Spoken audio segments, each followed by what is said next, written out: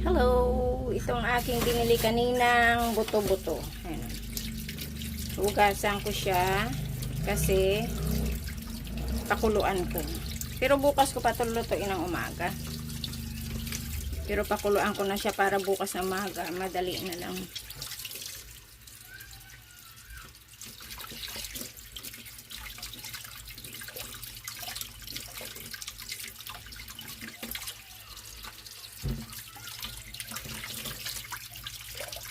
Yan na pag namili ako ng karne, kaya manok, pinapakuluan ko na bago ilagay sa rep para pag nagluto madali na lang.